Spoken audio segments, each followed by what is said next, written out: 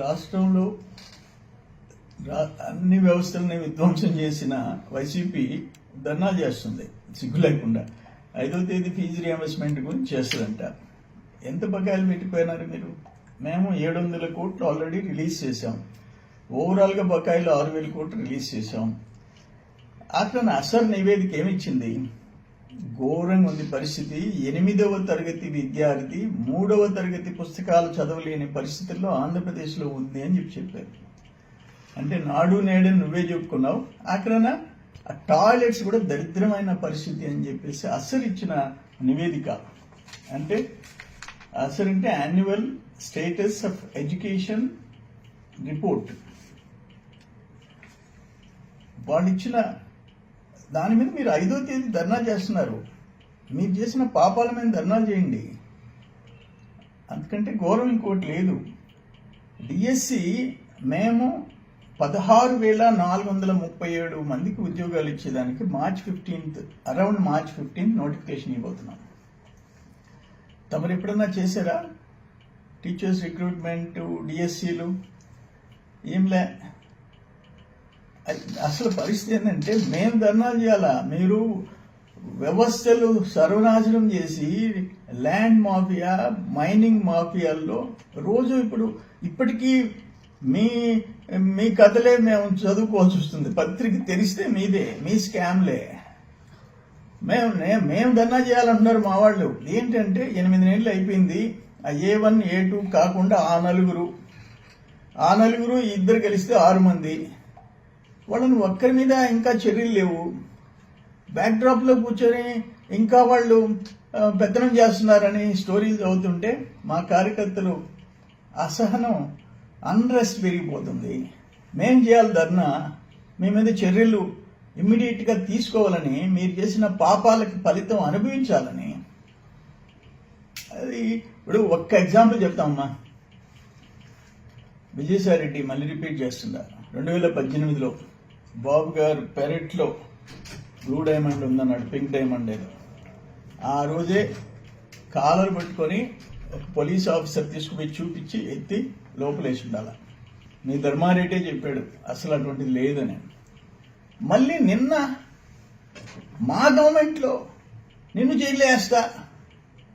ఆయన చూస్తే జగన్మోహన్ రెడ్డి మేము అధికారంకి వస్తాము, మొత్తం రాజకీయ నాయకుల్ని అధికారులని జైలు వేస్తా. ఈయన విజయసాయిరెడ్డి బాబు గారు బతుకుంటే నిన్ను జైలు వేస్తా. ఎందుకు వచ్చింది అంత ఫ్యాట్? ఎందుకు పెరిగిపోయింది? 6 మందిలో అంత ఫ్యాట్ ఎందుకు పెరిగిపోయింది? ఏంటిది పరిస్థితి?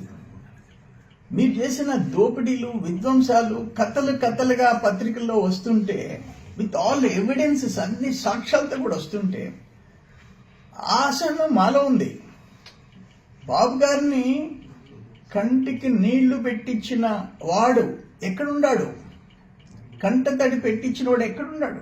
మీకు సిగ్గు శరమ లేకుండా మీరు ధర్నాలు చేస్తున్నారు. అసలు రిపోర్ట్ చూస్తే, నివేదిక చూస్తే సిగ్గుతో తలదించుకోవాలా? విద్యా వ్యవస్థని సర్వనాశనం చేశారు. ఇప్పుడు లోకేష్ బాబు గారు వచ్చిన తర్వాత టోటల్ స్ట్రీమ్ లైన్ చేసినాడు. వ్యవస్థకి మళ్ళీ తిరిగి పూర్వజన్మని ఇచ్చినాడు. ఆయన పరిస్థితి ట్రాక్లో పెట్టాడు. మీరు ధర్నా చేస్తామంటున్నారు, నవ్విపోతారు. ప్రభుత్వంలో మెతకతనం ఉందా, లేకపోతే పోలీసు వ్యవస్థలో లోపం ఉందా? కొన్ని ఇన్సిడెంట్స్ మేము కళ్ళారా చూస్తున్నాం. పోలీస్ వ్యవస్థలో నిర్లిప్తత ఉంది, మా కళ్ళారా చూస్తున్నాము. 5 ఏళ్ళు మేము, మా కార్యకర్తలు, మా నాయకులు నరకం అనిపించాం. నరకం టాప్ టు బాటం, బాబు గారి దగ్గర నుంచి కింద కార్యకర్తల వరకు. రెవెన్యూ రికార్డ్స్ మార్చేసి, భూముల రికార్డులు మార్చేసినారు. ఆ ల్యాండ్ గ్రాబింగ్ యాక్ట్ ఎప్పుడు చట్టం వస్తుందో, ఎప్పుడు అటువంటి భూమాఫియాని ఏ రోజు చర్యలు తీసుకునే అవకాశం వస్తుందో వెయిట్ చేస్తున్నాం. పెద్దారెడ్డి దగ్గర నుంచి ఇక్కడ విశాఖపట్నం వరకు రోజు అవే. ఎందుకు 8 నెలలు అయిపోయింది మన ప్రభుత్వం వచ్చి, 8 నెలలు అయింది. అందరు వెయిట్ చేస్తున్నారు. ప్రజల సొత్తు అది, ప్రజల సొత్తు.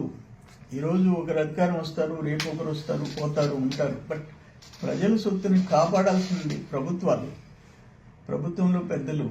వాళ్ళే లంచ్ క్యాంప్స్ చేస్తే అంటే అల్టిమేట్గా కార్యకర్తలు ప్రజలు కోరుకునేది గత 5 సంవత్సరాల్లో దుర్మార్గాలు చేసి దోపిడీలు చేసిన వాళ్ళని వదిలిపెట్టకూడదు అనేది అందరి కోరిక, ప్రజల కోరిక.